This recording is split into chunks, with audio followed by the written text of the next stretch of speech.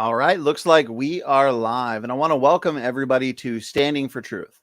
My name is Donny, and I am your host and moderator for tonight's discussion between Paul Price and Micheal the Canadian Atheist on the important topic, the always fun topic, is there evidence for God? Micheal and Paul, it is a privilege to have you both here for this informal debate, more of a discussion. I'm really looking forward to this discussion, the topics, the points, and everything brought up for it. And so before we get into it, why don't we kind of break the ice, get acquainted a little bit with our guests. Micheal, you have been here several times in the past, but it's been a little while since you've been here. I think this is your first 2023 appearance. And so let's start with you, Micheal. How have you been, my fellow Canadian? And for the audience, anybody unfamiliar with you, a little bit about yourself. Yeah, Donny, thanks for having me back. It's his first visit of 2023. Thanks for the invite back. I do a little bitty podcast with a dear friend of mine, Dean, called the Canadian Atheist. It's searchable on all podcatchers, where we have discussions with people that we agree with and also people we disagree with. The last few episodes have been really interesting. It's been a parade of scholars come through. We had Dr. Dan, who I know you know, Dr. Darrell Ray from the Recovering from Religion Foundation, and most recently Dr. Kip Davis, who's a Bible scholar and an expert in the Dead Sea Scrolls. So you can find those and listen to those. Lots of good information there. Micheal, very cool. I appreciate it. You have a very similar mindset to myself, as you believe these kinds of discussions are important. I specifically host them. One of the reasons is because it gets us out of our theological and scientific echo chambers, gets us together, those of differing views, and leads to some very good discussion. And so if you want to see more from our guests, to the audience, you want to see more from our guests, whether it's Micheal the Canadian Atheist or Paul Price, I do have the relevant links posted in the description box. And also my chat mod here has posted the links for people to see as well. Paul, good to have you back. Paul from Uncensored Pilgrims. This is definitely not your first time here, nor your first time engaging this topic. You've done at least two formal debates on it. And so it's great to have you back as well. Paul, how have you been? And also a little bit about yourself. I've been doing great, and I'm always very, very interested and excited to get to come on here and have these types of debates and discussions. So it's a blessing to be able to do it, and I certainly pray that it won't be a waste of time. In fact, I'll just open with a quick word of prayer here. Father, I pray that you would not let me get in the way of saying what you want me to say in this situation. I want to be a vessel of your truth to Micheal and to everyone watching. I pray they would listen and that this wouldn't just be entertainment for people, but that they would learn and that they would bring this mindset of discussion and sharing their faith with others, that it would influence them to do that, and that I would be a good representative. And let me not be in any way arrogant or puffed up. So in Jesus' name I pray, amen. I just wanted to start that way, make sure I'm coming at this from the right frame of mind and not a confrontational frame of mind. As far as my background, I have been studying apologetics since I was in high school, and that's something I think I've brought out before in previous debates, is that I, through the magic of the internet, I was exposed to atheism and skepticism for the first time as a high schooler.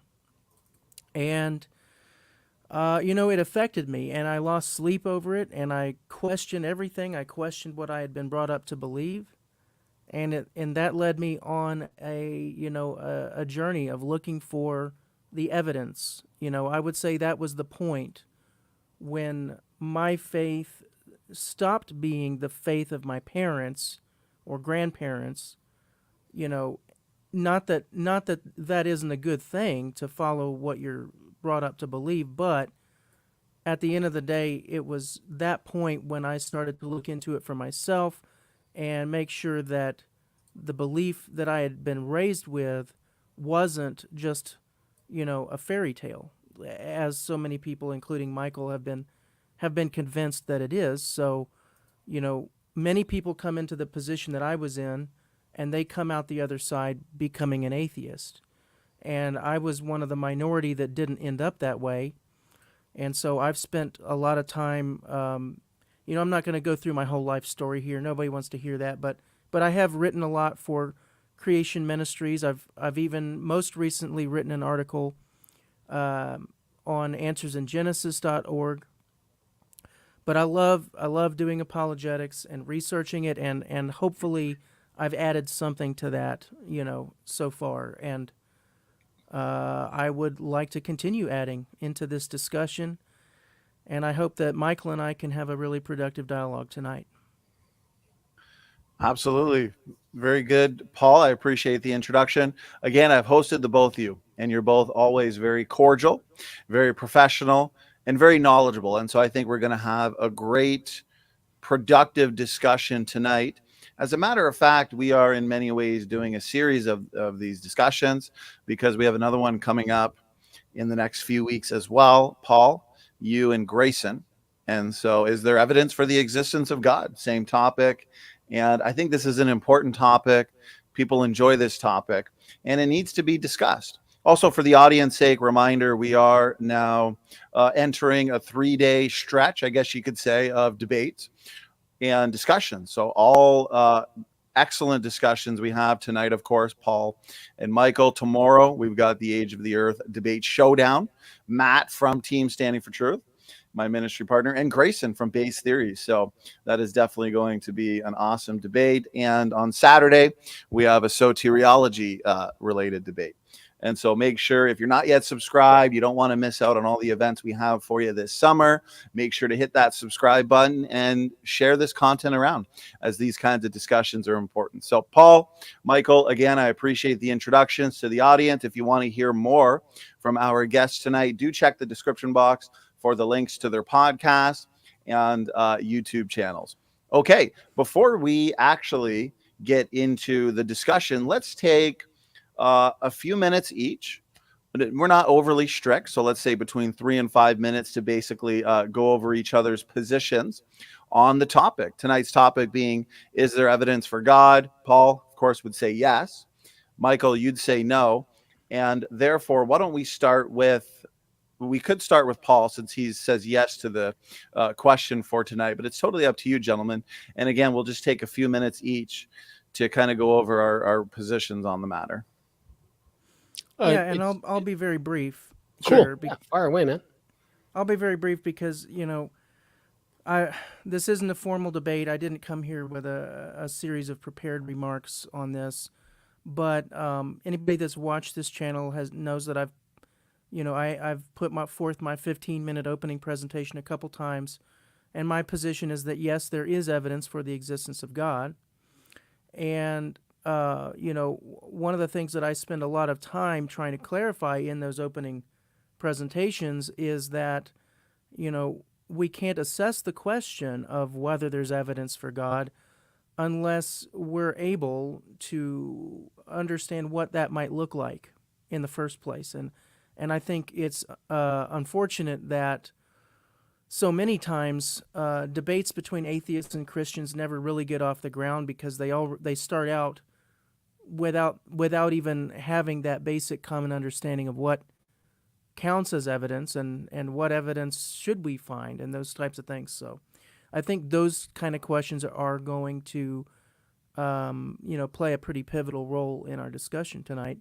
And the previous lines of evidence that I've used in my debates has been, one, the Kalam cosmological argument, and that is whatever begins to exist has a cause. The universe began to exist, therefore the universe has a cause.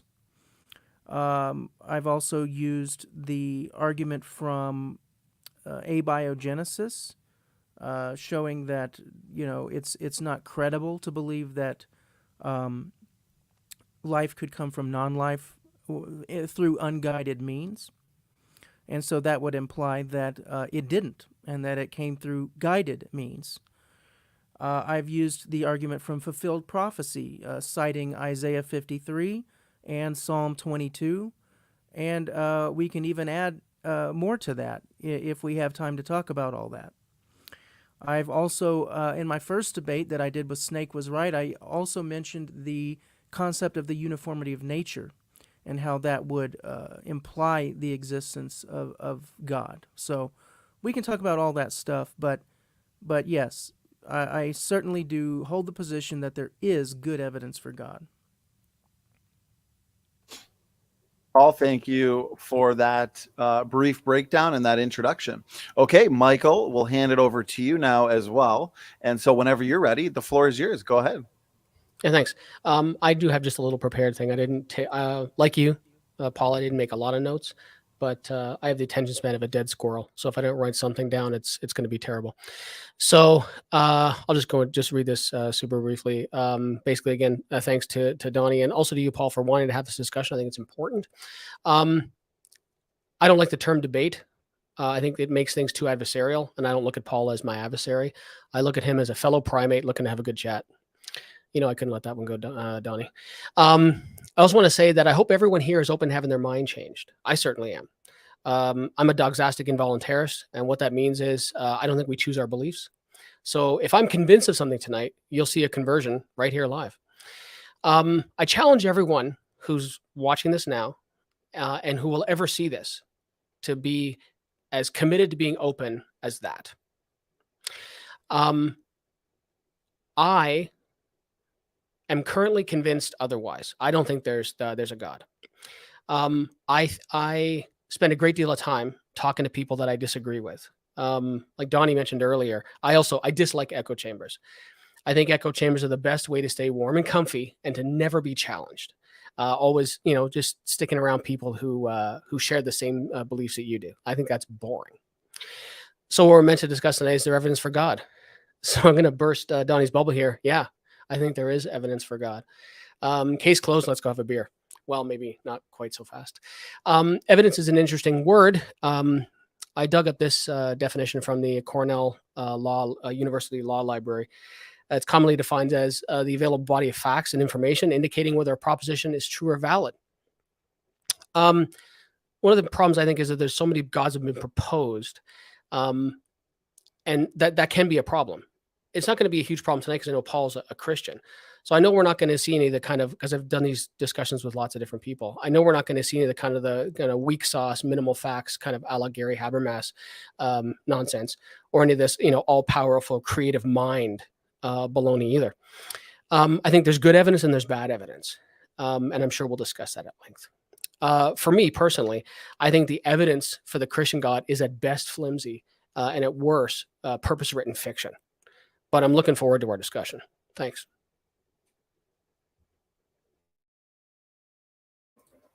Michael, thank you very much for that introduction and breakdown. And so as we move into the discussion portion on the topic, I do want to remind the audience that we will be taking audience questions. And so format for tonight is we'll have our discussion until about the 60 to 70 minute mark, and then we'll transition into audience questions. So we'll interact with you guys until about the hour and a half mark as we wind things down. And so if you have a question, please just tag me and I will save as many as I can as Michael and Paul are discussing the topic for tonight. So Paul, let's hand it to you. And if you had a point or topic that you think would be good to basically kick off this discussion, we'll kind of go from there. I'd like to kick off by just asking questions to Michael, and that way I can get to know him a little better. That's okay. Sure.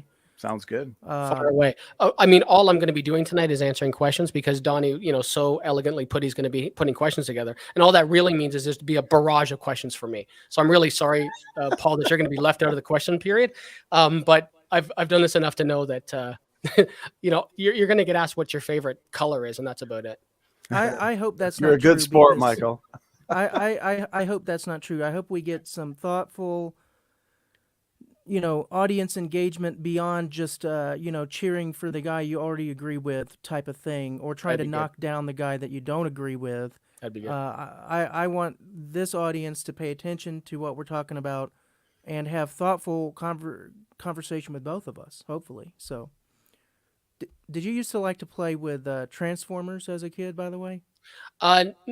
Little bit. Yeah. It's just an icebreaker question that popped up into my head for some inexplicable reason. So, yeah. I'm into retro stuff, like okay. like really into 80s stuff and video games and all that kind of stuff. Are you interested in that? Yeah, I'm a 52-year-old child. Yep. I have much to my wife's dismay, I have my 75-inch television and an Xbox Series X, a PS5 hooked up to those things, and sometimes she gets to watch TV. Oh, that's way too new for me. I think the newest thing I've got plugged up is a Nintendo GameCube. Oh, okay, that's good. GoldenEye, come on. Yeah, now that was N64. I'm gonna. Oh, right. Okay, I'm gonna call you out on that one. Oh, GameCube was the first CD one, wasn't it? Yeah. Yeah, that's right. Okay. Yep. Yeah, the little mini discs. Yep. Mini DVDs. Cheerfully retracted. Well, Nintendo evolved into Super Nintendo, then Super Nintendo into N64, and then N64 into GameCube. So you're right at the top of the tree there, Paul. Yeah. Well, I've got them all. I've got the whole tree. So the whole Nintendo tree of life. Very cool. Well, stopping at the GameCube, obviously. I used to have a Wii and I got rid of it. So, but all my TVs are CRTs, and CRT does not stand for critical race theory. It stands for cathode ray tube. So, very cool. I was really intrigued by some of the things that you said that you offered as evidences in previous discussions. So I want to know if you wanted to go over some of those. Well, tell me this. Sure. Were you raised as a Christian? Yes. What flavor of Christian were you raised as?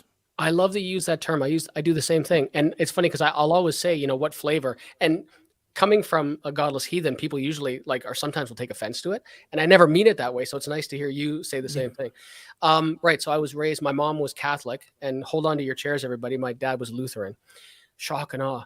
But they didn't let that come between the love they had for each other and the kids they had. So I basically mostly Catholic. You were raised mostly as a Catholic? Yes. With just a small amount of the 98 theses mixed in there? Smidge, yeah. Smidge and a half. Okay. What would you say... So obviously that's not where you're at now. Nope. So could you kind of walk me through what happened to you in your life that led you to abandon that faith that you originally were brought up to have? Like what convinced you not to believe it? Sure. Yeah. Okay. So yeah, basically raised Christian and started taking, you start taking the more kind of in-depth science classes in high school and stuff like that. So went back to church and started asking more questions. And I was encouraged to read more and to study more.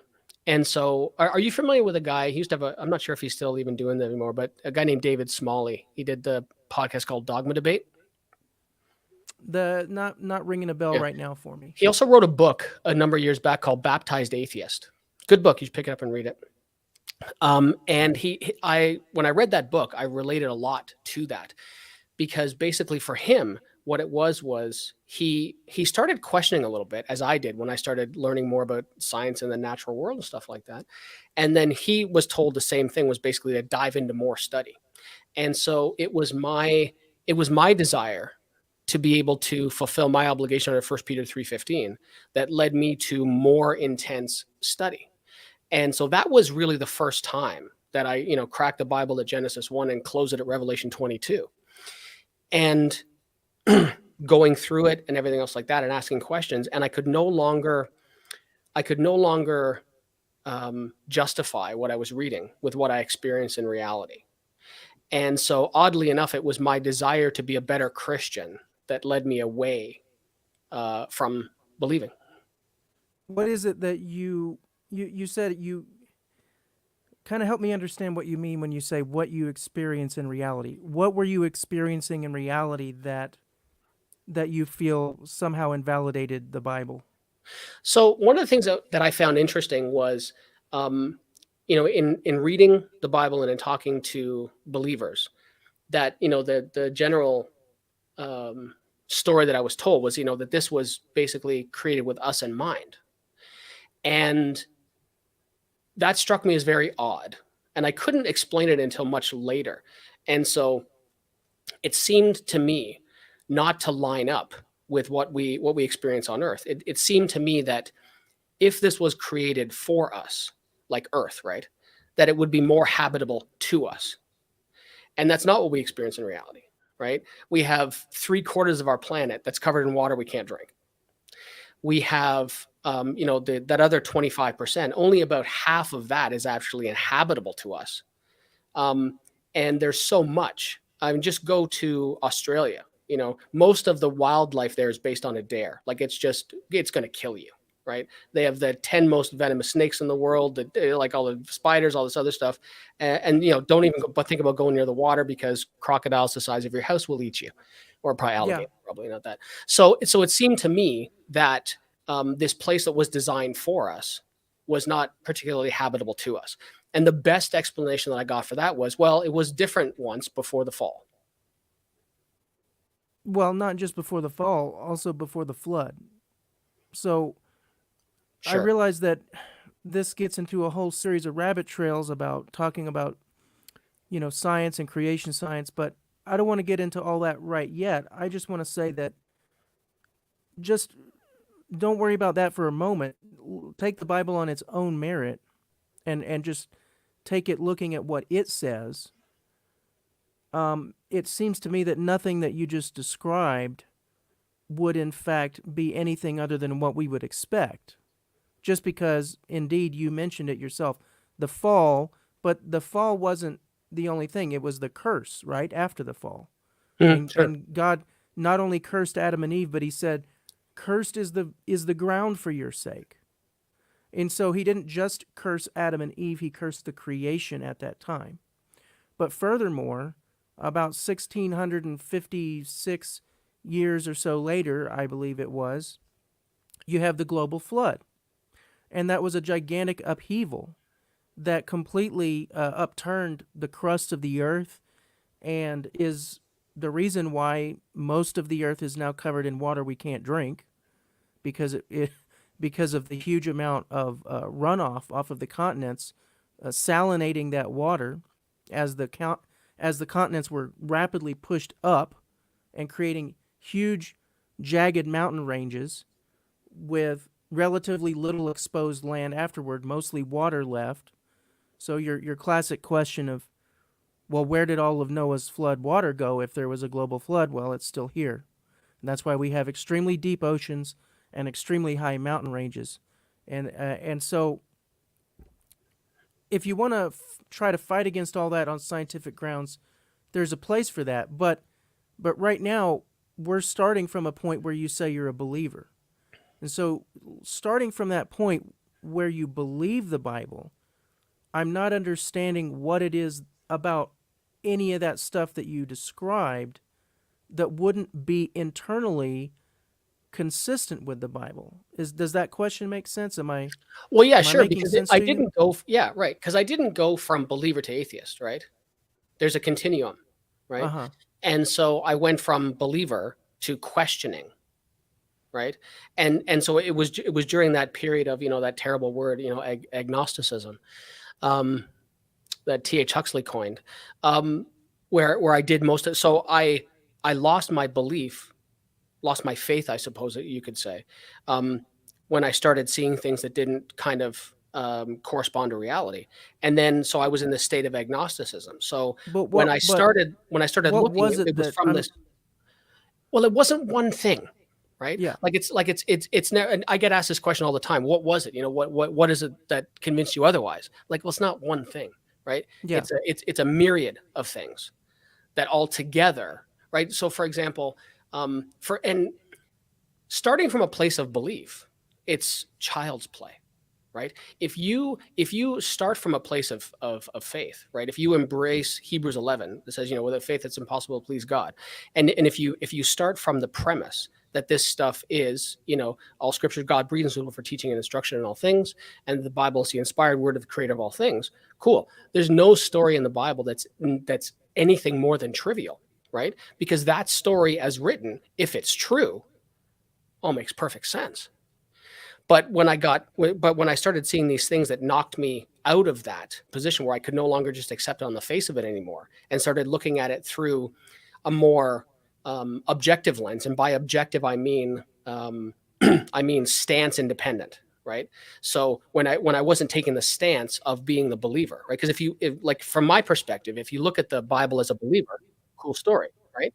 If you look at the Bible as someone who's questioning, it's a tougher pill to swallow. A little while ago, I read a paper by I got to probably pull it up here just for a second. California State University at Northridge, a geologist, what was his name? Lawrence Collins wrote a paper, a peer-reviewed paper, on basically the 21 reasons why Noah's flood never happened. And I read that, and then more recently I talked to, who I mentioned before, Kip Davis, and also Josh Bowen, who's an Assyriologist, expert in the ancient Near East, and Kip Davis, who's a Bible scholar, expert in the Dead Sea Scrolls, reads all these ancient languages and stuff like that, and started talking about stuff like that. And they told me that the story, they introduced me to the Epic of Gilgamesh, right? A story from at least a millennia before the Bible story that tells essentially, or very close to, the same story. And then looking at all the facts around, like there's a reason why it's called the Iraqi floodplain. You have the Tigris and the Euphrates River on either side, and there's lots of stories about that area flooding. But then it's complicated by the evidence that we have, where in the Far East there's an uninterrupted chain of history from China, pre-flood, and apparently when this flood was supposed to take place, and afterwards, when according to the Bible, there's only 8 people in the world. This is a problem. And so it's like, that's one piece of it. And then it's like looking at the stories, like looking at the way like Genesis 1 and Genesis 2 is written, that does not correspond to the reality that we experience, right? We're pretty sure that humans didn't come from the dust of the ground. Now, if you read that story, now whether you read it as literal fact, or some people look at it as metaphor, I'm not sure how you see it, but these are the things that's like, well, we know biology doesn't work that way, right? And so these are the things. So it was a massive thing. I'm sorry, I know I've got verbal diarrhea right now, but it was lots of these things that led to my inability to no longer accept this. And so otherwise, yeah. You're correct that biology does not work that way as we experience it. We don't see dirt becoming human beings, right? But as a Christian, I also would not expect to see dirt becoming human beings, because that was something God did one time in the past. Mm-hmm. So the problem I have with what you're saying is that it seems like you're looking at the things that are occurring around us today. You're failing to see, I don't know what it is that you're looking for. Men jumping out of piles of dirt. It's not clear to me what you would be looking for that is invalidating the Bible, because the Bible doesn't teach that dirt spontaneously becomes man. I mean, that would be, I know you didn't say that in so many words. right. When I take what you're saying to its logical conclusion, it sounds to me like you're saying, well, I looked at biology and it doesn't involve dirt becoming humans, therefore reality doesn't match the Bible. Right. Well, the Bible does say that God formed man from the dust of the ground. It says God did it. Right. Yeah. That Well, is, okay. So this is an interesting question. And I guess we should have done this before as well, because you asked me a little bit about kind of how I was raised. I'm not sure how you were raised. So do you start, is your starting point God exists? No, that's not my starting point, because Oh, okay. I so that gets into the question of presuppositionalism, Yeah. and that is not the way I approach things. I'm not a presuppositionalist. I'm So glad to hear that. Yeah. I mean, and not to say that presuppositions are bad. Like, we all have a few, right? Like, we all come to the table with a few, acts, whether you want to call them properly basic beliefs or axioms or presuppositions. Like some will say, the reliability of my senses, the reality of the natural world, things like that. We all have a few kind of prepackaged bits of software, if you want to call it that we come to the table with. But I'm glad to hear that you don't take the presuppositional side to apologetics, because generally I don't engage with people like that, because my general sense is you started with your conclusion. Congratulations. well, if I started with the Bible, then God, how did God give the Bible? Like, how do you start with something that God hasn't given? Well, the problem with that question is it presupposes the existence of God in the first place. Well, what I mean is, the Bible wasn't completed until a certain point in history. Sure. Yeah. So how did believers prior to that point start with something that didn't even exist yet? Oh, I don't know. I think we all start with the assumption that our sense perception is reliable and that our brains function, we're capable of rational thought.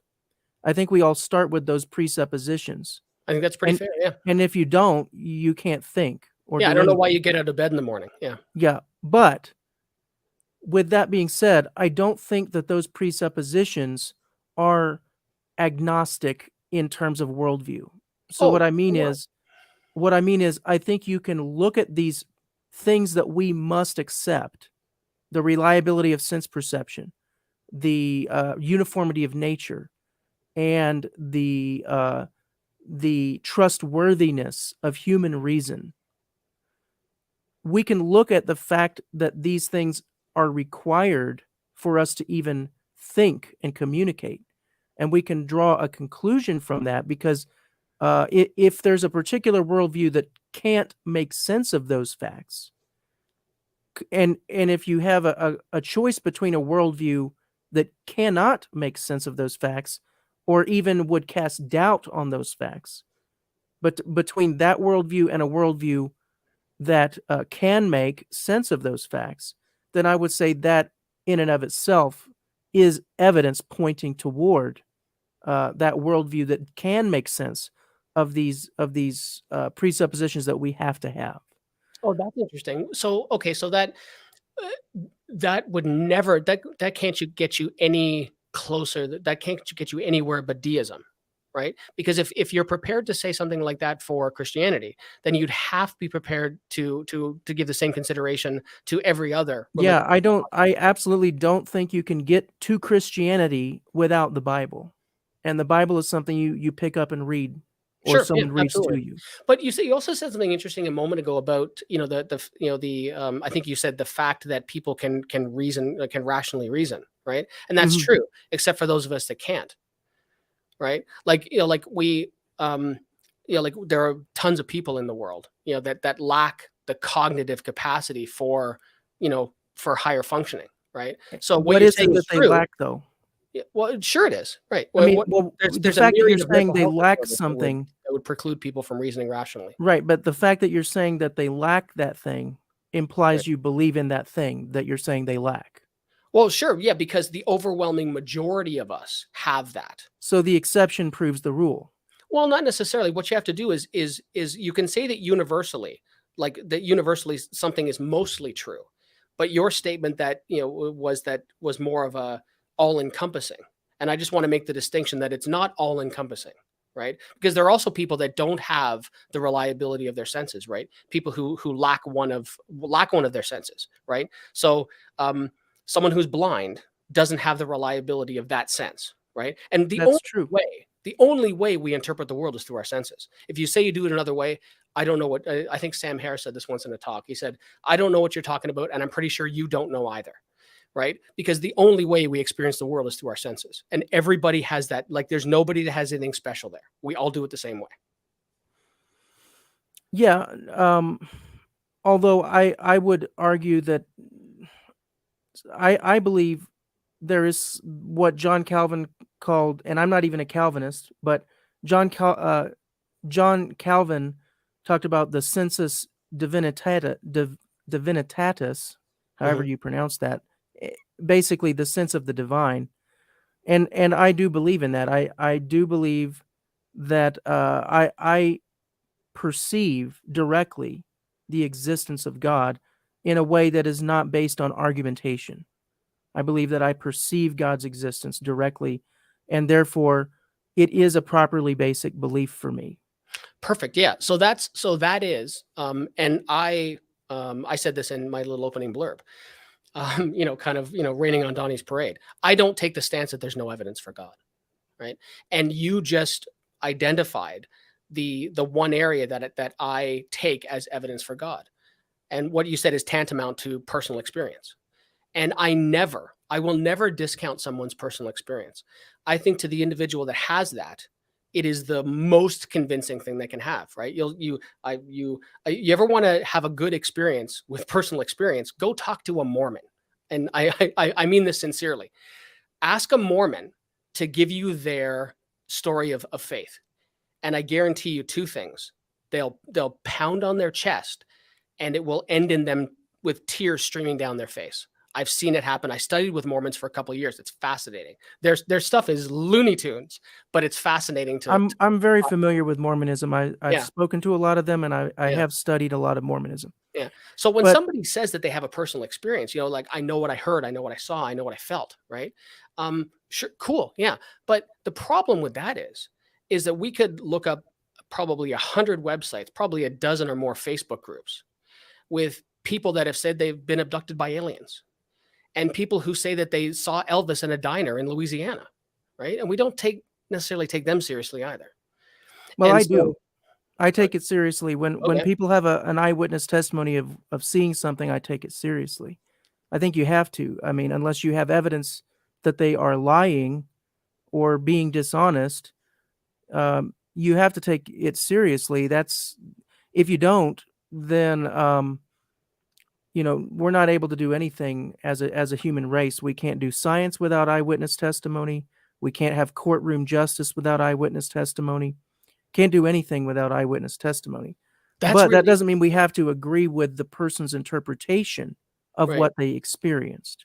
Yeah, that's interesting.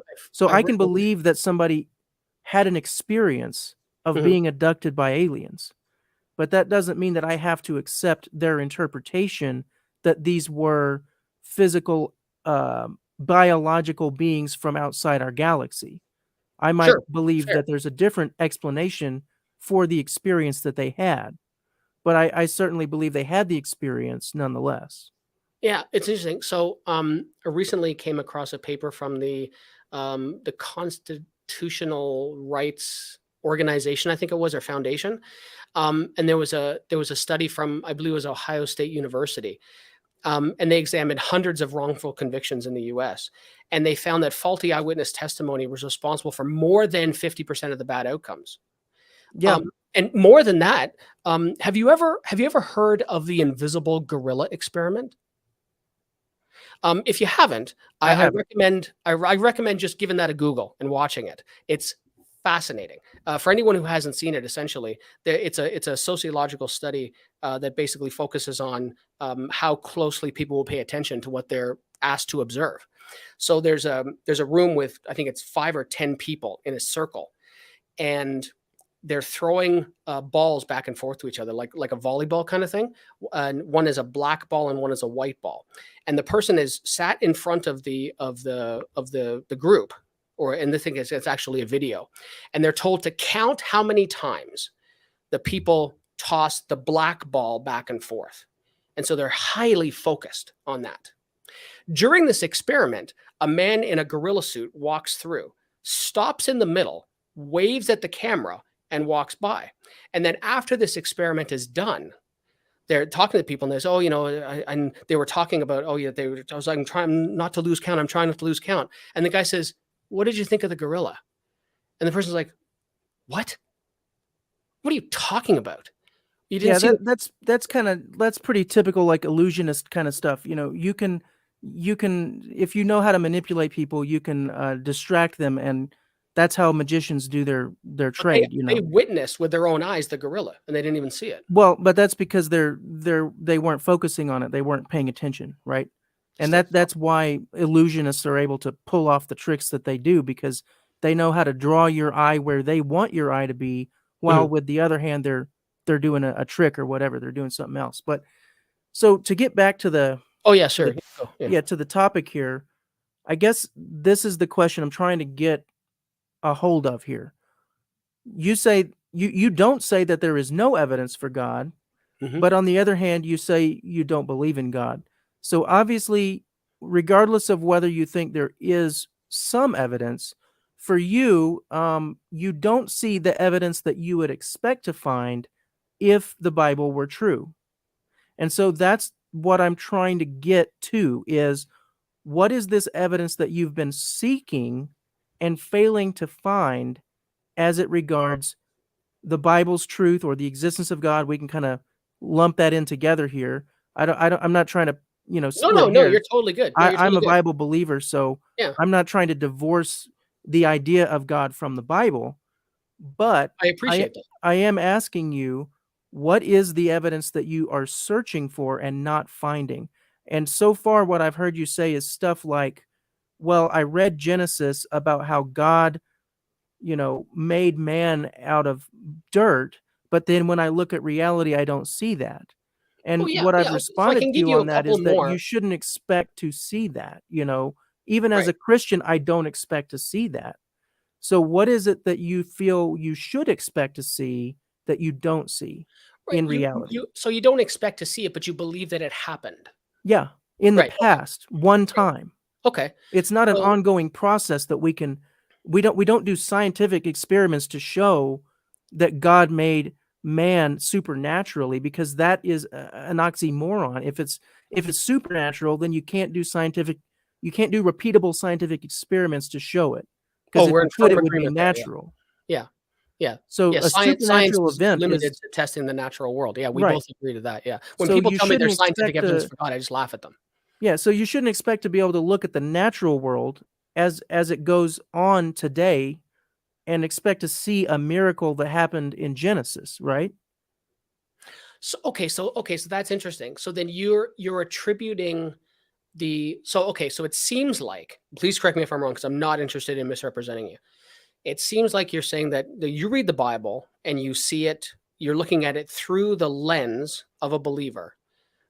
And so the stories you look at it with supernatural explanations. When I look at the Bible now, and I guess I did read the Bible as a believer, but I didn't read it as intensely as I did before I became more of an agnostic. I read the Bible more now as an atheist than I ever did as a believer, oddly enough. So let me give you a couple of more examples of the things that were convincing factors. Okay. So Joshua 10 talks about, I forget which of the ites Joshua was fighting at the time, but the way the story goes is basically Joshua was commanded to go to battle with a group of people, and the battle was taking so long. And so the Bible says that God made the sun stand still in the sky so that the battle could be finished, right? That's not possible. Now, if you accept the possibility of miracles, like I said before, it's trivial. It's true. I don't accept the possibility of miracles because I don't believe that the God, and actually I take it a step further. It's not that I don't believe God exists. I believe God doesn't exist. I am convinced the Christian God is completely fabricated. Yeah, but going back to what you've again appealed to a miracle that happened one time in the past, and you've said that it's not possible. You believe it happened. But I believe based on testimony, not based on doing science. Right. You can't do science to show that God made the sun stand still in the sky. No, I'm not saying that you can, but So, you believe the story. You believe that story is literal historical fact. but it's a miracle. I do believe it's a historical fact, but I also believe it was supernatural, which means, of course, you can't look at things now when God is not doing that supernatural miracle. Of course, you're not going to expect to see it happening now. Okay. And of course, it's impossible naturally.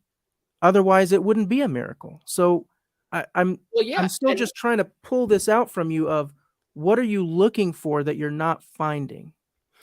and it's interesting. So I guess to kind of turn it around for just a second, why do you accept those stories as literal historical fact?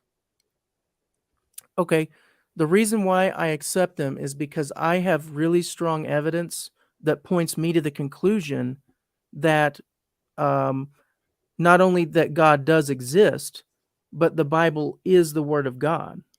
Okay. And so, So since I'm convinced okay. of that, I'm willing to accept this historical testimony that something occurred in the past. Nothing I can witness now is going to be able to confirm that that event, that one-off, non-repeatable event, happened in the past. Okay. But your worldview is exactly the same. You also have to believe things have happened in the past that cannot be witnessed today. Oh, like what? Um, well, the Big Bang. Do you believe in the Big Bang? I accept it as the best explanation we currently have for the state of our universe at present. Yes. What about abiogenesis? Do you believe that life came from non-life? So it's interesting. I'm not. I'm in the soft sciences. Um, I'm not a hard scientist. I Yeah, but remember I just read. do you believe it happened? I accept it. So I don't know how chemistry became biology, but based on what I've read, produced from other people, I think it's the best explanation we have. Yes. What? But we don't. But the reality is, we don't know. You will not find a scientist. You will not find a scientist that will say we know how chemistry became biology. They don't yet know that abiogenesis is as yet an unanswered question. But you believe it happened, I believe it happened. Yes, but you cannot witness it. that is 100% correct. Yes. And I'm in the same boat. I believe that the Bible is true, but I cannot witness God's creative miracle in Genesis 1. So I think one of the But the difference is okay. Sorry. Go ahead. the difference is you have to believe in something that scientists admit they cannot explain and that it actually violates existing laws of science, the law of biogenesis. What we can witness, and anywhere you want to go, if you want to talk about reality, go out into reality and witness the fact of the law of biogenesis, which is that life only comes from other life. That is the observable fact. Now, you have to believe that that isn't true because otherwise you wouldn't have any way for life to get here, and you don't accept that God created us supernaturally. So you're in a box here. You have to believe in what is, by definition, a miracle because it's supernatural. The laws of nature do not produce life from non-life. That's just the way nature works. We've done repeated experiments. We have all the history of modern science backing us, looking back hundreds of years since scientists first started looking at the world around us. No one has ever witnessed life coming from non-life. So it's as strong of a scientific law as any other scientific law that we've got. But you believe it was violated at least once. So what's interesting is that even if I was to say to you, I don't know, that doesn't help you get. So like, I want to, you mentioned Kalam like early on, and I want to go to that in a minute, but are you familiar with the RNA first hypothesis? I've heard of it, yeah. Right. So when we had Dr. Dan Cardinale on the podcast 6 weeks or so ago, I was asking him about the RNA formations on clay, which they're now able to reproduce in a lab. And he said, and he actually said, and I'm not smart enough to remember everything that he said because he used words that were this long. But he said, we actually know way more than that. We're getting closer and closer and closer. And so the reality is that, so 100 years ago, we didn't know what DNA was. Right. And I think at the same time, we didn't know about genetics or anything else like that. Now we know a whole lot more. We're getting closer and closer and closer to that thing. Right. So right now we don't have the answer to it, but we're getting closer. So, and not to be like a kind of a gotcha or anything like particularly uncharitable, but when they crack that, like when they're like, oh, we know how this happens, that'll be one less place for God to hide. And that sounds terribly uncharitable, and I apologize for that. I mean, I know what I understand what you're saying, and I know you're not being uncharitable, but I also realize that you're accepting on faith that this event that has not yet occurred will happen in the future. You're placing your faith that scientists will one day have an answer for you, but as of now they don't. And actually, I would say it's not based on ignorance. It's based on very much what we do know about nature, that it simply does not produce life from non-life. It's not a question of ignorance. It's not a question of God of the gaps. It's a question of repeatable scientific experiments that have never once yielded the result of life from non-life. Yet, the atheistic community holds out hope and faith that one day, I don't know what they're expecting. I guess they're expecting that they're going to pull out a vial, and there's going to be just some amino acids floating around in there, and out of nowhere they're going to self-arrange into a self-replicating unit that is then capable of undergoing natural selection and reproduction. I don't know what they're expecting, but it would be a miracle. The difference between you and me is that I believe in miracles that are being done by a supernatural God. You're forced to have faith in a miracle without a miracle worker to do the miracle. And you tell me which is more unrealistic, a miracle being done by a miracle working God or a miracle happening for no reason at all. Well, we don't necessarily know that there's no reason, and I certainly don't see it as a quote unquote miracle. Like, I guess it would depend how you're defining that, right? And I also think that it's a little bit, and I hear this a lot, and I don't think you're being uncharitable with it either. But the difference between I've talked to lots of people that talk about this. They'll say, confidence, and they'll do a confide with faith. I've heard all those arguments before. But the difference between kind of, faith versus trust, right? From a biblical perspective, faith is the substance of things hoped for, the evidence of things not seen, right? I don't accept that translation. I don't think that's a good translation. Oh, okay. All right. That's just that. That's what I would. The reason I don't like that translation is that it uses the word evidence in a way that is misleading to people. Okay. A better translation is it's the confidence or the conviction of things not seen. Okay. Yeah. And I would think I think that's a better way to put it. Faith isn't evidence, but faith is the conviction based upon evidence of something that we can't see for ourselves. Another way to put it is faith is belief by way of testimony. That's how Dr. what's his name? The name is escaping me right this moment, but I'll think of it later. I've been reading his books recently, and I like his definition of faith. That's a good one. It is belief by way of testimony. Interesting, yeah. So you believe by way testimony. I mean, you believe by way of testimony, the testimony being the word of the collective atheist scientific community. You believe by testimony that one day they're going to be able to tell you or demonstrate that life can just pop into existence from non-life without a creator. Well, I certainly don't know how much of the scientific community is atheists versus believers. I think there are actually more. There are a lot, and certainly a lot of very high-profile scientists who are believers, like Francis Collins, for example, right? Head of the Human Genome Project. Head of the National. I wouldn't hold Francis Collins up as a very good example. I mean, I'm not going to judge him in terms of his salvation. When somebody calls himself a Christian, I just accept it. In terms of his commitment to biblical authority, he's not a good guy to point to because he doesn't He's a full-on evolutionist, and he doesn't accept, what I would call clear teaching of Scripture. But let's get back. Christian, so I don't know.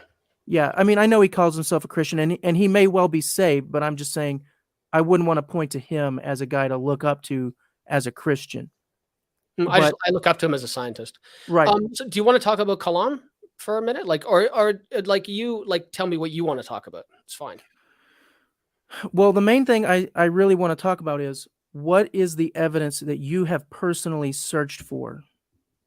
Well, like I said, you haven't found. And I'm not sure how else to say it. What is it that you want to find that would convince you, or that you feel would be a good piece of evidence, a convincing piece of evidence for the truth of the Bible? What are you looking for? Yeah, I've asked myself that question a lot, and although I'm sure this will be thoroughly unsatisfying, I'm not sure what it would take to convince me. I'm really not. I spend like I said, I spend more time speaking with people that I disagree with on forums like this, and are you familiar with Clubhouse? I go on Clubhouse a lot. I'm not familiar with it. Yeah, it's actually it can be both a trash fire and a somewhat decent place to be. Yeah, and I don't want you to think I'm it. asking. I don't want you to think that I'm asking what would convince you, because that's a little bit too subjective. What convinces somebody? We can't always, put that into words, why we're convinced by something or not. I think that's fair. Yeah. I'm just asking you for you to give me some concrete examples of evidence that you feel, besides personal experience of, like, when I tell you I experience God, right? You accept that as evidence for God, but you don't accept it as sufficient evidence. Well, not for me. Not for you. Not for me. Yeah. Okay. True. But so again, I don't know how you can, I guess, I mean, you have a podcast where you promote atheism. So obviously you're very passionate, and you in fact, you don't just claim to be an agnostic, you claim to be an atheist. You claim that God definitely does not exist. That's my opinion. Certainly with the Christian God, yes. So for you especially, I would certainly expect you to have a strong idea of what your disappointment is. What is your disappointment with reality, with respect to the Bible, that causes in your mind reality not to live up to the truth of the Bible? Sure. So the supernatural events that are written about in the Bible that you are able to reconcile with miracles, I am unable to reconcile those with miracles. Why? Okay? Because I don't believe that a God exists. But that's the whole thing. That's the whole thing under debate here. So that's a circular argument. If you say, yeah, but it's virtuously circular. It's okay. What's that? It's virtuous. It's a bad precept joke. It's no. Yeah. I'm not I don't like Cornelius Van Til's. All reasoning is circular.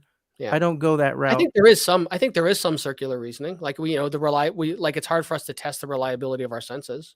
You can't test. It's not hard. Yeah. It's impossible. Well, I mean, not necessarily impossible. Have you ever been in a situation where you're walking down the street with a friend and you see something or hear something and you turn to that person and say, "Did you just hear that? Did you just see that?" Right? In a way, we're actually testing our senses to see whether or not that other person experienced the same thing we did. No, because the only way you'll be able to get the answer from that person is also with your senses. Well, yeah. So you're still not testing your senses, even if you ask. I think you are a little. I mostly agree with you. Mostly agree with you. So, I mean, I know this is not just something that you've brought up in this discussion with me, but it's something that you bring up pretty much, I think, every time. I know you brought it up with C.J. Cox. Miracles seem to be your big problem, your big hang up. Yeah, it seems to me that that's fair. Yeah, I don't seem to be able to reconcile miracles. Yeah. So it implicitly, to me, that means you're basically making the implied argument that you should witness miracles yourself, and because you don't witness miracles, they didn't happen in the past. Oh no, I don't think that's the case. No. So like again, so do you believe that, as it says in the Bible, that all scripture is God breathed and suitable for teaching and instruction? Yeah, I believe it. Okay. Do you believe that the Bible was inspired by the creator of all things? I do. Written down by fallible people, but still inspired, right? The people were fallible, but they were not fallible in the act of writing scripture. God, Okay, cool. Yeah, all right. yeah. Okay, cool. So when you read the stories, and the Bible tells stories about things that do not comport with reality, right? Like the sun standing. No, I again, can't agree to that because all we observe is the natural world as it goes on in a continuous basis. We don't observe the past. So, And are you all of the suggesting that it's miracles in the feasible? Bible are in the past. Sure, but are you suggesting it's feasible that the sun stood still in the sky? But you've already admitted yourself. I'm that asking it you is. though, your opinion on that. I mean, according to you, it is feasible if God exists. Yes, I think. Yeah. So if you the God of the cannot Bible use exists. that. So you cannot use that as evidence against God if you already have admitted that it is perfectly feasible for that to happen if God exists. Well, no, see, the problem with that is so we have to. So the miracle thing seems to be our stumbling block here, right? So it is. That's why I'm trying to hone in on the miracle thing. Right. So I don't accept the possibility of miracles because I'm convinced that a God doesn't exist. You accept the possibility of miracles because you are convinced that a God does exist. I'm trying, like you're trying to understand, and we seem to be just be doing this, right? But what is it that convinces you that God doesn't exist? When I read the Bible, it doesn't comport with reality. And I know you're saying that it's from the past, right? But unless you're prepared to say that everything was different then it doesn't seem to make sense. No, it wasn't different then. God existed then and God exists now, but God is a person, not a force. So a person, are you talking about the person, like, are you a Trinitarian? You're talking about Jesus, like the second person of the Trinity? No, I'm not using theological jargon. I do believe God is three persons in that respect. Okay. But what I'm saying is that God is a personal being. He is not a force. So you said person. I got confused there for a second. Yeah, he is a personal being. Okay. Not a force. Okay. So a force like gravity always does the same thing all the time. Oh, but gravity doesn't do the same thing all the time. Yeah, it always there is a fixed acceleration due to gravity. Unless you're approaching the event horizon of a black hole. Okay, but that would again be deterministic. Well, that would be determined on physical. It doesn't law. Like it's not always. I forget what the calculation is. Like what, so meters squared or something like that. But we're not not in a black hole. So for us, I understand that. Yeah. So gravity always has the same acceleration for us. For us, yeah. Yes, and that is because gravity is a force. Well, unless we're on Mars. Well, on Earth, right? It's based on mass, right? Sure. Yeah. So with a given amount of mass, gravity has an effect that is determined by laws of nature. It's not arbitrary. You're not going to wake up tomorrow and drop a ball toward the earth and have it go double the speed that it went the day before. No, we'd be in trouble if that happened. Yeah. So that's how forces work. Sure. Yeah. But that force works differently depending on where we are. But personal beings don't work like that. So yesterday I made a choice to do something, and if I today don't make that same choice, that fact is not evidence that I didn't make that choice yesterday. So if I accept that. If I had a bagel yesterday, but today I had a donut, and then I tell you, and you watch me eat the donut, and then I tell you, yesterday I had a bagel. Mm-hmm. You can't sit there and look at my donut and say, sorry, but your testimony does not comport with reality because I see you eating a donut. Yes, you're right. But there is a galaxy of difference between those two claims. One, a donut versus a bagel, which is completely mundane, versus a star 93 million miles away not moving for a bit, right? Well, we don't So- know how. First of all, we can't make assumptions about how God did the miracle. Okay, we can't make an assumption about did God physically stop the earth from spinning, or did God cause an optical effect that was local to the planet Earth at that one place and time for those people? Well, You don't could know how get there. God does what God does. You could get there, but you'd be adding to the text if you did that. Well, Because the Bible no. says the sun stood still in the sky. Yeah, but that's a phenomenological language. Just like when we say the sun rises, we don't literally mean that the sun is moving. Sure, yeah. And well, it is, but yeah, not in the same way. I get it. right. So when we use phenomenological language, that doesn't tell us anything about what was happening scientifically. When I say the sun rose this morning, Right. I'm making a statement about the appearance of things from my point of view. Sure. I'm Oh, not no, I making. accept that. But you believe it's literal, like, or do you believe it's literal fact that God made the sun stand still in the sky, or do you not? I do believe it's a fact, but you're reading more into that fact than I do. I'm just asking a question. My understanding of the fact that the sun stood still in the sky is that for those people at that time and in that place, what they experienced was the sun standing still in the sky. The text does not tell us how God created that experience for those people. That's so fair. It is possible that God stopped the movement of the earth in a supernatural way, and I don't discount that. But another possibility is that God used a different way to produce that sensory effect for those people. And the text doesn't tell us. So it's agnostic with respect to how. And normally that's true when we're talking about the miracles of God. The text is normally not specific on how God does what he does. It just and I says can that he does appreciate it. from your perspective, if the Bible's silent on something, that you're just going to say the Bible doesn't say, so I don't talk about it. Yeah, that's cool. That's cool. Did you want to talk about one of the other evidences that you had listed before? Here's the problem I keep bumping up against is that, because I feel like we're not going to make any progress this way. Well, I want to make progress here because here is the place that we've got to make progress. Otherwise, the rest of it is not going to matter. I just worry that it's boring for the audience. You're using a circular piece of reasoning, but I'm not sure that you are catching yourself in it, and that's why I'm trying to help you catch yourself in what I believe is an unintentional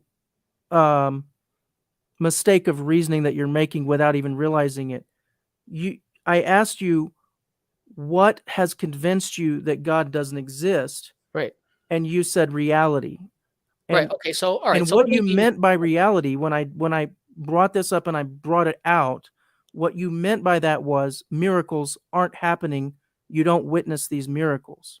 Right. So I think what happened was that it's probably likely that that there was a transmission error, probably on my part. So it's not, and so let me be more clear in the way that I answer. For me, personally, the best evidence that the God of the Bible doesn't exist is the Bible itself. And what do you mean by that? And the reason I say that is because when I read the Bible, it says things that do not comport with reality. So it's not the reality that convinces me that it's false. It's the book that tells me how reality is supposed to be. But what you're saying that you're misinterpreting what the book is saying. The book doesn't say that dirt turns into men. It literally says that. No. It literally says God formed man from the dust of the earth. That's a different statement, isn't it? So yeah, the words are different. But no, the meaning is different. The meaning is different. You're looking for dirt to turn into a man. How did God create man? You're looking in reality and you're not seeing that dirt turns into men. But what you No, it's should not be possible. thinking about is, what evidence do I have for the existence of God? If God exists, God can turn dirt into men, and you admit this. Yes. If the God of the Bible is real, then yeah, But everything in the Bible is you're trivial. using your lack of witnessing miracles as evidence against the existence of God. No, And but what I'm then, saying is, okay, so go ahead. that's circular. How do you not see that that's circular? No, so the problem is that in order for the Bible to be right in that instance, right? So like whether we're talking about man being formed from the dust of the earth, or whether we're talking about Eve being formed from one of his ribs, or whether we're talking about a global flood, or whether we're talking about in the book of Daniel when people walked around in fire and somehow didn't get burned up, or whether we're talking about any of the other supernatural events that happen in the Bible, those things don't correspond to reality, right? Without using a miracle, right? If you're going to use a miracle to explain these things, cool. A miracle, like the term miracle, perfectly explains everything that you're saying. I don't have any good reason to think that miracles happen. And when you point to the Bible and you say, well, that's just because it happened in the past, right? But What sort of evidence would you look for to determine if miracles have happened? well, it depends what miracle we're talking about. You can pick any of them that you want. How do you determine that a miracle, let's say that a miracle happened to me yesterday, okay? And I was, and you weren't there, okay? Let's say that I went out into my yard and there was a pile of dirt and it became a man. Well, And you then the really have man, something there. and then the man walked away, okay? Now, how would you determine whether or not that happened? I don't know. Did you have your phone with you? Take video I of sure it? didn't. Oh, it's too bad. So how would you determine whether or not that happened? So I think so when it comes to something like that, so when we look at the a story like that, right, or anything like that, we look at what the claim is, and then we examine the different parts of that claim, right? So I would look at the person making the claim, you relay this story to me. This is what happened. So I take about what I know about Paul. Well, I mean, I don't know him that well. I only just met him tonight, but he seems like a decent enough guy. He doesn't seem to have any real reason to lie to me about something like this. Yeah. But we don't have any good reason to think that a person can be formed from dirt or dust on the ground. So it's like saying, like looking at the claim, right? So if I tell you I have a dog, right, that's a super mundane claim, right? Dogs are commonplace. If I was to call him, well, he's an old guy now, so he may or may not hear me call him, right? If I say that I also keep pythons, well, that's a little bit of a different thing. But right now I have 4 terrariums, and I could go off camera for a second and bring one of my snakes on screen and demonstrate to you the reality of the claim that I'm making. Yeah, but that would not be a claim about the past. You're talking about a claim about the present. Right. So we're talking about a claim about the past. Right. The claim about the past, the only way we can reference it is by what we experience today. No, you cannot experience the past. What you experience today is not yesterday. So when somebody forms a scientific hypothesis and they put their beaker and their Bunsen burner together, they put a bunch of chemicals in it, they create that, and it happened in the past. I can give you the sheet of paper and say, here, if you do these things, the same thing will happen, and you can recreate it. And even though it happened in the past for me, it happened in the future for you. But so how would you know whether I recreate it? Well, because I could go to the lab with you together. We could do it together. No, let's just assume that we're on different continents, okay? You can't go witness it with me. Right. So there's Zoom or there's StreamYard. There's all these different ways we could do it. Specifically today, I understand that that's a limitation, right? So what you're working off of, the only thing at the time, like this would be super simple if God I've never seen a scientific paper reference Zoom or StreamYard. Gentlemen, I want to jump in real quick. Fantastic discussion. I'm really enjoying the free-flowing nature of this dialogue. Lots of good feedback from the audience. People saying that they'd love to see more discussions with this kind of format. So time is flying by. We've got exactly 3 minutes left. And so let's make sure we, I guess, utilize the final 3 minutes to make any points that we really want to make. And then we're going to engage some audience questions. I've got a lot of good audience questions, a couple of my own questions as well. And so Paul and Michael, great job. Very cordial. Go ahead. 3 final minutes. I'm vetoing your 3 minutes. We're going for another 30 at least. I could probably listen for another 30, which means we should probably do a possible round 2 in the future. So, absolutely, yeah. No, I've really enjoyed this. I sense that some of my our dialogue has been frustrating for Paul, and I do apologize for that. But I'm just being as honest as I know how to be. Like that's you will never get anything but an honest answer from me. So I mean, this is as genuine as I am. This is me, right? So maybe just let you finish up. Like if you want to ask me something else to, maybe I do think let us talk longer. I don't know. I think there's more than enough for us to talk about to do this again easily. Sure, absolutely. And I do apologize to the audience if this hasn't, if it seems like we're not making progress. But honestly, I think in a way we're making progress here, because what I'm trying to bring out is the fact that Michael is unintentionally using a circular argument. I've asked Michael, what evidence or why don't you believe God exists? And he says that reality doesn't comport. But what he means by that is that he looks at reality and he doesn't see miracles like what the Bible says. But then at the same time, he's willing to very happily admit that if God exists, those miracles are no problem.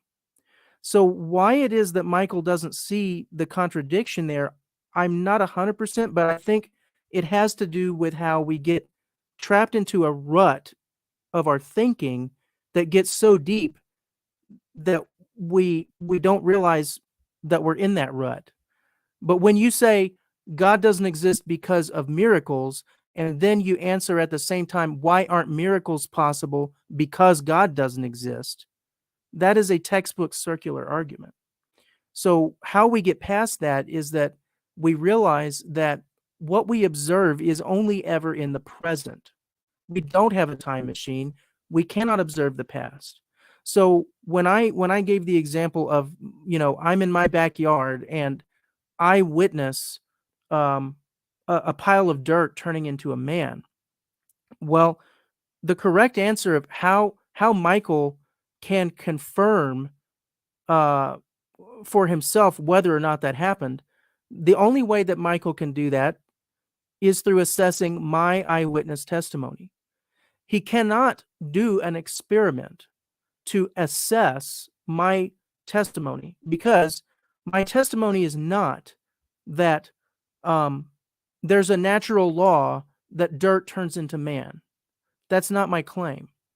My claim is that I saw a miracle happen that breaks the normal order. And by definition, the only way that you can obtain evidence for such a thing is to either, one, witness it yourself, or two, someone else has to witness it, and you have to either believe their testimony or not. And that's why the Bible is always so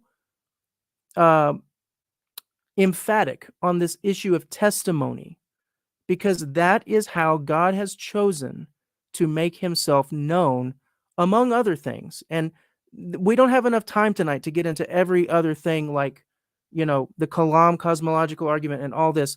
I love talking about all that, but we just have too limited time to get into everything. But the only way that you can know a miracle happened is by witnessing it yourself, or by accepting the testimony of someone else who did. You cannot expect to reproduce a miracle in the lab. Now, the Bible says that by the testimony of 2 or 3 witnesses, everything should be established. And I think that's a good rule of thumb, is that at a bare minimum, you would want to find at least 2 or 3 people that can give a concurrent testimony to something before you would believe that it happened. I'm not going to believe a miracle on the testimony of one guy, especially a guy that I don't know. Michael did bring up a good point, though. He said he would look at me and he would try to assess my reliability as a witness. And he would say, okay, it seems like Paul's a pretty reasonable guy and an honest guy. And that's a good test to do. And that is something that, for example, police do in a court of law. They do assess the reliability of witnesses, and they cross-reference the reports of different witnesses to one another to find commonalities and to find points of agreement. Michael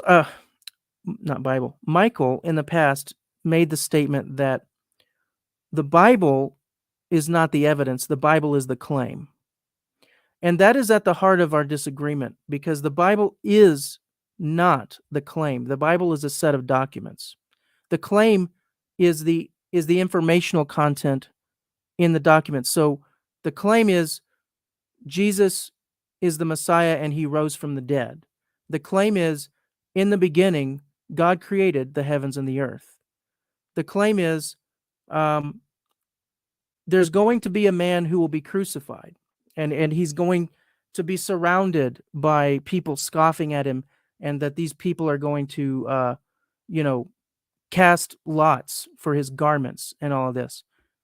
The point I'm getting at here is the Bible is not the claim. The Bible is the evidence for the claim. The Bible is the eyewitness testimony of the people who saw these one-off miracles. So if you want to know what the evidence for the existence of God is, it is the Bible. The Bible is not the claim. God is the claim. The resurrection is the claim. Jesus being our Savior, that's the claim. The Bible is the means, the testimony by which we learn of what this is. And if you want to know if these claims are reliable, I would suggest you do what Michael said. You look at the apostles. Do they have a motive to lie? Does their writing sound like the writing of a madman, of an insane person? These are the types of things you can look at. I believe the Bible is an extremely powerful piece of evidence, the most powerful piece of evidence for the existence of God. And that's not because I'm presupposing the Bible. It's because I'm looking at the Bible, and I cannot explain the Bible without God. So I would love to just keep on going. Unfortunately, I don't have infinite time, and I would love to have a follow-up. Donny, why don't you start by asking your questions of whoever you want to ask, and if there were questions that from the audience that you'd like to pose, let's do that. Let's move on from there, and hopefully, Michael and I can both kind of think about where we've gotten so far, and hopefully have a follow-up where we can make even more progress. And I do think we've made at least a little tiny bit of progress tonight in at least starting to figure out where the root of our disagreement is. It's one of those comprehensive topics that there's so many routes you could take, so many points and topics we can engage. And so I think a round two would definitely be good. Michael, to be fair, if there's any final words, final thoughts that you had in terms of the discussion, feel free to, I guess, because Paul started the discussion, maybe we'll allow you to give a few moments worth of final thoughts, final points. And then as Paul suggested, we'll get through as many questions as we can, and then we'll wrap things up. Yeah, I don't want to take up a lot of time. Just kind of blathering on. I would say that, set up round 2, 3, 4, 7, 8, 9, and 10. Let's do this again. It was super fun. And yeah, again, I apologize if it was frustrating in any way, shape, or form. Certainly never my intent. but yeah, I guess the only thing that I would say is I don't know that I'm not sure that I said the Bible is the claim. I don't see the Bible as a book. It's a compilation of books. And it contains a bunch of claims. I think I would agree with that. I'm not sure if I actually said the Bible is the claim. I misspoke. It's not even what I think. But yeah, we can go on to audience questions. Nothing more I need to say. Feel free to. Donny said he was going to link the email to us, carogers.com. So feel free to reach out. Love to have a discussion with any and all of you. And yeah, let's go on to me getting hammered with questions. All right, Michael, I appreciate it. Paul, I appreciate it as well. Fantastic discussion, gentlemen. This is definitely deserving of a re-listen as well. So, okay, here we go. We'll start at the beginning. And we definitely won't be able to get through every question, but I will make sure to make the most on-topic questions priority. We'll say that. Okay, so AM question. This was the very first question that came in. Question for Michael. Please ask where information came from. Information always originates from a mind source. No question mark. Michael, feel free to respond however you'd like to. I'm not sure what AM means by information, whether they mean like the CATG and DNA. Like, I'm just not sure what they mean. If it is something like that, I don't have the foggiest idea. Okay, thank you, Michael. Paul, any thoughts? It's so far off topic that I don't even want to go there because it's a whole different debate. So it would take me too long to go there, basically. Yeah, we'd go for another hour. Yeah. Okay, appreciate it. So I've got a couple questions of my own that I think would be worth engaging, that I'd like to see how you both respond, just based on the previous debates that I've seen on this topic. So question, and I'm going to throw this over to you, Paul. Is there good evidence for the resurrection? And does that provide evidence, if there is good evidence for the resurrection, does that provide evidence for the existence of God? Yes. So there is very good evidence for the resurrection, and obviously that does provide evidence for the existence of God, because I would defy you to find anyone who believes in the resurrection and yet doesn't believe in God. Like, does anybody believe that Jesus rose from the dead via natural processes or just by a random chance event? I don't think anybody would believe that. Obviously, the resurrection does point to the existence of God. Now, what good evidence do we have for the resurrection? Well, we have 4 independent historical documents written very close to the time by reliable eyewitnesses, or by, if not by the eyewitnesses themselves, then by their traveling companions and people who were in a position to gather their testimony and write it down. And furthermore, we know that at least 2 of these eyewitnesses, and according to historical records, more than just 2, but certainly at least 2 of these eyewitnesses, we know went to their deaths proclaiming this testimony that they wrote down for us. And we further know that they died because of this testimony, and we further know that they would have been able to escape death by simply recanting this testimony. And I believe it's a very strong piece of evidence, because men do not die for what they know to be a hoax. Nobody is going to make up a lie, and then because of that lie, their life gets in danger, and then they're going to double down on the lie and die for the lie. That doesn't happen. And it's not a reasonable thing to expect. The other good piece of evidence for the resurrection is the fact that the apostles claimed that it happened at all. You're not going to find, so one of the best pieces of evidence for the resurrection of Christ is that the apostles said it. You're not going to find any other major religious movement or any religious movement where the founder dies, and then the people immediately after the death of the founder claim that he rose from the dead.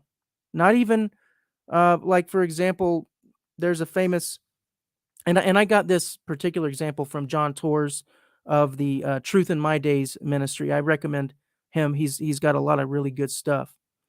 But he gave an example of the Rabbi Menachem Schneerson in the 1990s.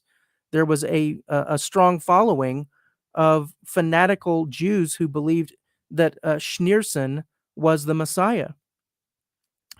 But guess what? Schneerson died, and with him died his Messiah movement.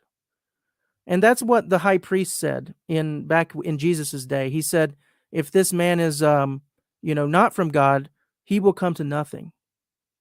And if Jesus had not risen from the dead, it's very hard to explain why the apostles would have made such a ridiculous claim, a claim that would have been subject to immediate verification.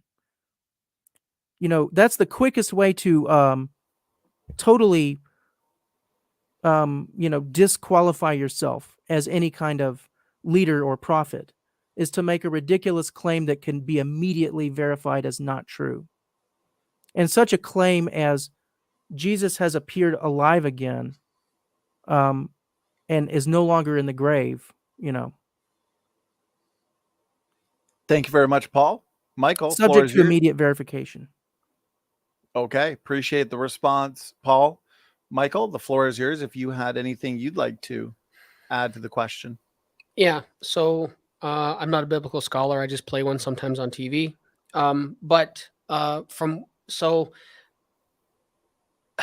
You said a lot there, Paul. So some of the interesting things are, and I learned this actually from some friends who are actually scholars in these fields, that the first century, when this stuff was supposedly happening, is a very, very well documented period of time. And the Gospels talk about things like supernatural darkness, earthquakes, and there's one story where at the time of the resurrection, all the tombs opened up and all the dead people were walking around. And in this very, very well recorded period of time, this was so unbelievable that absolutely nobody else wrote it down. So I see that as problematic. You talked about people not dying for things that they believed were a lie. And we just have fairly, unfortunately, recent bits of history that say otherwise. More than 900 people died at the Jonestown massacre for something they were convinced was right. The Branch Davidians in Waco, Texas, same thing. And so the point you made about, people aren't going to die for something that they know is a lie. And I think that that's probably true, but they could still be wrong about what they're convinced of and die. They may not die for what they know is false, but they could believe it's true and still be wrong. I agree that's lots of people die for things that they believe are true and that they're still wrong. But you're going to have a very hard time explaining how all of the apostles of Jesus who walked with him for years, knew him intimately, how they could have been wrong about something like this. How could they have been wrong about witnessing him alive after he died, and not just witnessing him for a fleeting moment, but actually having one-on-one conversations with him, actually touching him with their hands, putting their hands in the wounds, and Thomas, eating with him in the most intimate way they claim to have experienced him. So they would have to be lying. There's no way that you can be wrong about something like that. If I know you really well, right, and then you die, could I be wrong? Could I just be mistaken when I think that I sat with you and ate with you and touched you? And could I just be mistaken about something like that? That doesn't seem credible. Doesn't seem credible, but is it not possible? We're not going there. We're not talking about what's possible, because anything is quote unquote possible. We're talking about what is we know some reasonable. things are impossible. We're talking about what's reasonable to believe, and I don't think it's reasonable to believe that the apostles could have been wrong about what they say they experienced, how they could have been mistaken about seeing Jesus, eating with him, conversing with him, touching him.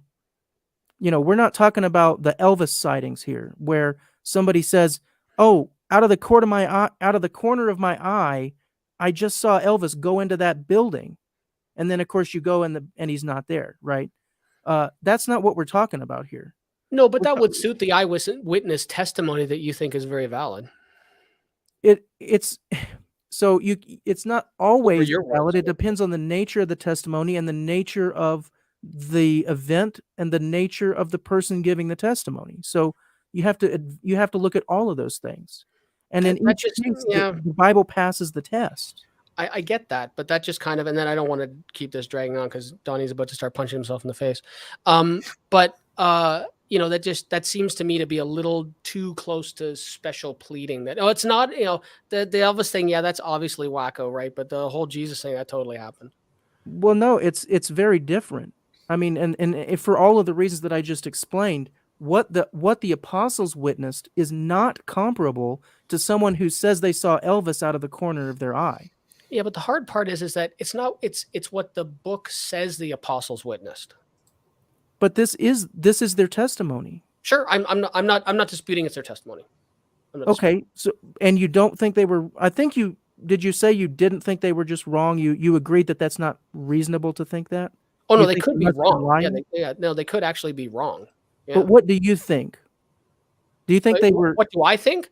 Do you think they were lying, or do you think that they somehow were convinced that they sat and ate with a man that they knew for years after he was dead?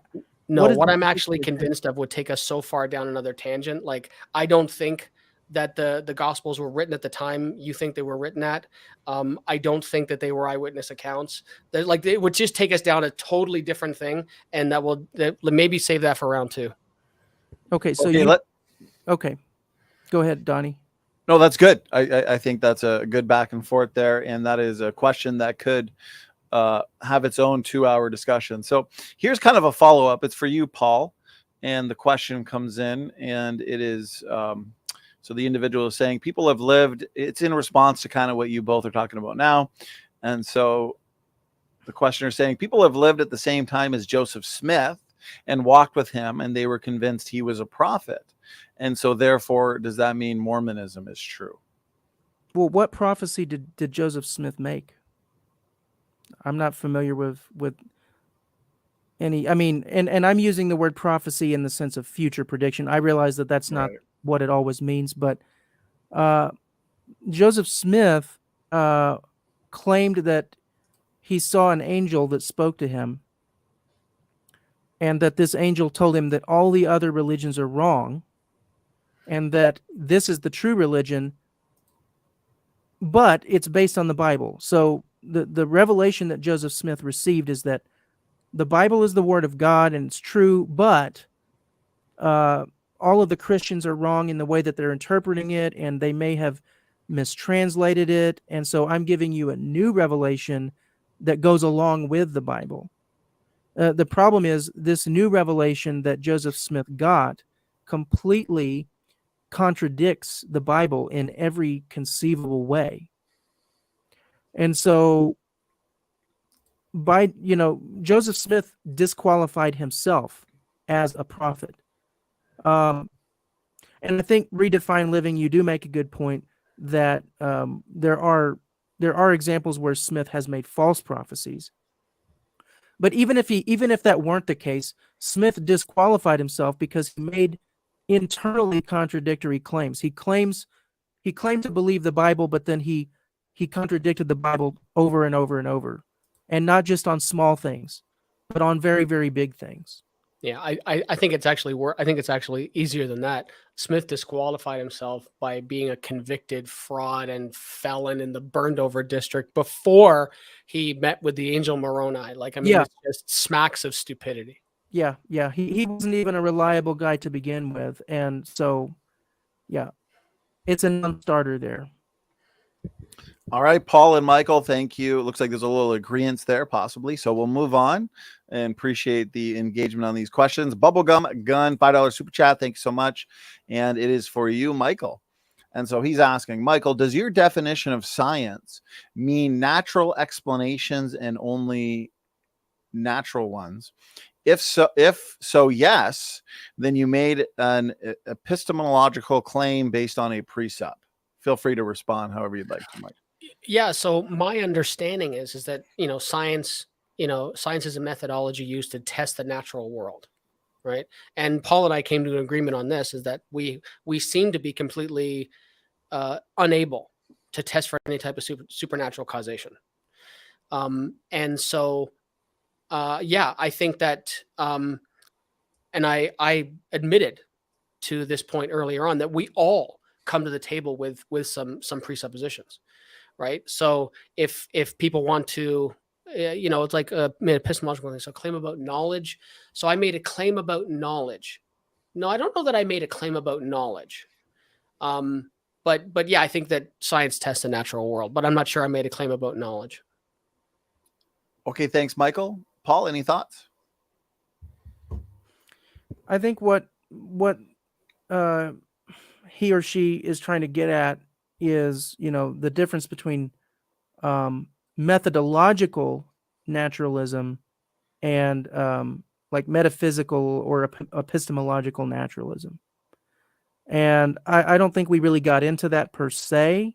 It does seem to me, based on my discussion with Michael, that he seems to be ruling out the possibility of miracles by definition. And so that would be more of an epistemological naturalism as opposed to just a methodological naturalism. Yeah, and I think, to be fair, it's not that I'm ruling out the possibility of them, but what I'm saying is that the reason I don't accept miracles as a possibility is based on my level of being convinced that a God doesn't exist. Right. So it's not so one follows from the other. It's not like I'm just saying miracles can't exist, therefore God doesn't exist. It's like, no, that's bass backwards. Right. I'm saying because I believe God doesn't exist, I don't accept miracles. Right. So it's not it's not quite the same thing. Yeah, but the problem with that is what I pointed out to you earlier. It's the fact that when I press you on why you believe God doesn't exist, you point back again to the miracles. That creates a circle. So you never once gave me any direct answer to the question of why don't you think God exists? You can't bring up the miracles because you're already saying that that's a separate issue. So what is it that is convincing you God doesn't exist? It can't be the lack of miracles. And so what I told you was I laid it out as plainly as I know how to, right? And I said, for me, the best evidence that the God of the Bible doesn't exist is the Bible. Yeah, but what you mean by that is miracles. When you say the Bible, you mean miracles, because you're talking about... I mean the entirety of it. Like, and not even just miracles, right? Like, I've spoken. I spent some time speaking with another expert, an Egyptologist, and it's really, really clear. And that this will drop a bomb, and I don't mean to, Donny. And we can put this off for another time. But like, according to me, like it's the Exodus. It did not happen the way it is written out in the Bible. Like, that's just, it is settled. It is settled. And this is based on archaeological evidence, right? And so it's not just the miracles. It's the stories that the Bible talks about that have been shown to not even be possible. So it's not just the miracles. Yeah, you can't use archaeology to show that something didn't happen. That's fundamentally impossible. So if people say that 2 million people or whatever that number is left Egypt and traveled this place, then over that course of 40 years, they would have left traces. And what these Egyptologists have said is that all of these places where they went, there's no evidence there were people ever there. Well, first of all, I would challenge you. I would have to challenge you on the claim itself, because there's a whole documentary called Patterns of Evidence, the Exodus, where and I've watched. It was several years ago since I watched it, but there certainly is archaeological evidence for the Exodus. Yeah, and I'm not an expert in this. Like that would be a great discussion to have with someone who has the expertise in that. I've read someone else's work, and it makes sense to me, and so I think that that's more likely. Yeah, true. I mean, but ultimately, eyewitness testimony is always going to trump archaeology. So because you say that archaeology, then, but not the eyewitness testimony of the guy who saw Elvis. again, it depends on the nature of the testimony. That's So special pleading. no, it's not special pleading, because You're saying that in one case, eyewitness testimony is totally good, and another case, nah, not so much. exactly. But that's not special pleading, because I'm not saying that it's for no reason, or I'm not being arbitrary. I'm giving good reasons why there's a difference there. Okay, gentlemen, let me Go. no, that's good. I know we could discuss this all night. We are slightly over on time, so I'm going to kind of start wrapping things up quickly here. So, as I like to point out, we got one of the best audience on YouTube. We always get tons of engagement, questions, and so we could engage audience questions till tomorrow same time. So we got to wrap it up somewhere. Bubblegum Gun does put up a follow-up. He's coming at you, Michael, it seems. So feel free to respond however you want. He says, Michael, do your past seemings justify your seeming? I don't really understand what he's asking, but maybe you do. No, I don't. So you can take what a philosopher is, and then go outside and have a ball tied to the back of a jet airplane and have it fly away, and where it lands somewhere is about how far away from a philosopher I am. So I'm not sure what they're asking. Okay, let's. You know what? We'll do one final question here, as there were a couple questions that came in near the beginning, and I'd like to at least honor those, and then we're going to wrap it up. So I really appreciate your time, Michael. I really appreciate your time as well, Paul. These discussions are important. And as host, this has been very easy to moderate. I've really enjoyed the back and forth discussion that you both have participated in. So Javier Alonso, question for Paul. What is Paul's standard for right and wrong? That would be, according to the Bible, the standard of right and wrong for a Christian is the guidance of the Holy Spirit, which we are indwelt by the Holy Spirit. So before the Holy Spirit was given, our standard for right and wrong was the law of Moses, and it was based on written code. But as a Christian believer, we're no longer under a written code, and it's not according to the letter that we determine the difference between right and wrong. It is actually by the leading of God's Spirit himself, which indwells us. And that is not to say, however, that the Holy Spirit is going to lead a person to do something that God has declared to be universally wrong. I'm not saying that for an instant, but ultimately, it's not by looking at written laws that a Christian determines right and wrong. That is written on our hearts. That's what the Bible teaches. So I'm guided by the Holy Spirit to know the difference between right and wrong. Yeah, okay. And Paul, you actually said there. Sorry to jump in, Donny, but okay. you actually said at the tail end what I would have said when I was a believer, and that was, that absent all the other things, the Bible says that the moral laws are written on our hearts. So yeah, that's what I believe when I was a Christian. Okay, gentlemen, let's wrap it up there. Again, thank you so much for a really fantastic discussion. I'm looking forward to the continuation of these discussions. And so to those in the audience that provided good feedback, beneficial feedback, we do have another one of these discussions coming up in the next few weeks. Do check the upcoming live stream section of the channel. Also the website, standingfortruthministries.com, click events, and you should find promotions there as well. And so, is there evidence for the existence of God? Same question, and it'll be Paul Price and Grayson from Based Theory. So again, Paul, Michael, thank you so much for your time tonight. Let's get some quick final words and final thoughts. Time has really flown by, at least from my end. Michael, let's start with you. Thanks for doing this. Good to have you back. And some final words, final thoughts. Yeah, no, thanks to you. for arranging and reaching out and hosting and all that other stuff, and for bringing to the party someone who is genuinely interesting to talk to. I enjoyed the conversation immensely. Totally into doing this again, and as many times as you want to do it. I think it's also an important discussion. I think that we, as like I said before, as a dogmastic involuntarist, I don't think we can choose our beliefs, but I think we should have good reasons for the beliefs that we have. And I think discussions like this can hopefully point us in the direction where we can talk about those different reasons. So thanks. And thanks to everybody for putting up with us. Michael, thank you for the final words, final thoughts, and my pleasure. Paul from Uncensored Pilgrims, good to have you back as well. And let's get some final words, final thoughts from you. Thanks for doing this. Yeah, the challenge on a broad topic like this is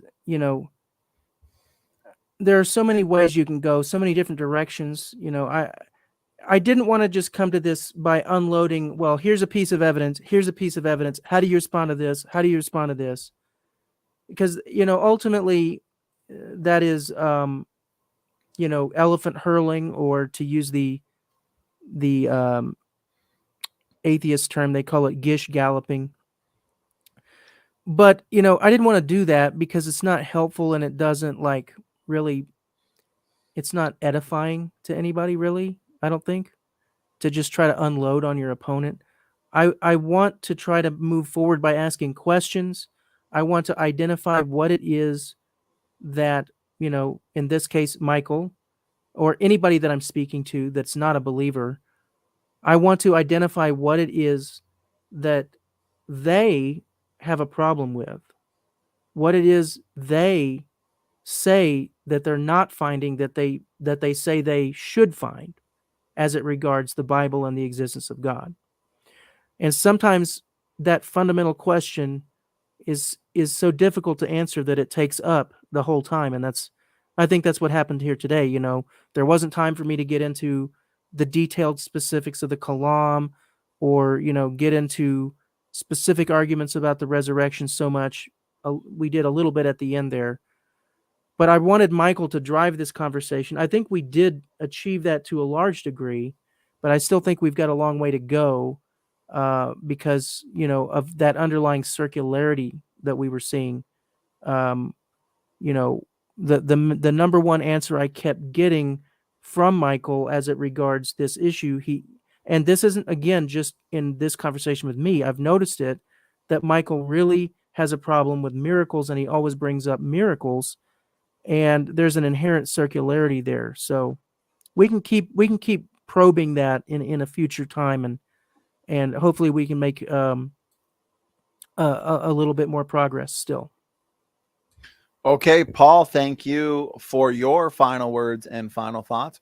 I think the format was great, and I think the questions and the questions you asked each other and the points that were discussed, I think made for a good discussion. So, and as Paul said, we can engage those in a little more detail in the future. And so, Michael, I saw you on mute. Were you going to say something? Yeah, just I hope everybody enjoyed. I saw a couple of things you popped up there, said that people enjoyed it, and that's a good thing, right? Hopefully that would be the resounding the resounding bit in the chat that everybody had a good time. So that's good. Absolutely. That's what this is about. We want these discussions to be edifying. We want people to feel like they're being challenged in their positions and worldviews. And for those on the fence, I think these discussions are a good way for them to come to their own conclusions on what they believe is the truth and which position is good. So again, Paul, Michael, thanks for doing this. To the audience, thanks for tuning in. Thank you for all the feedback, the questions, and the engagement. And we'll see you all tomorrow at 9 p.m.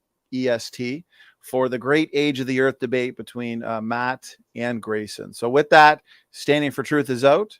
God bless all. Cheers.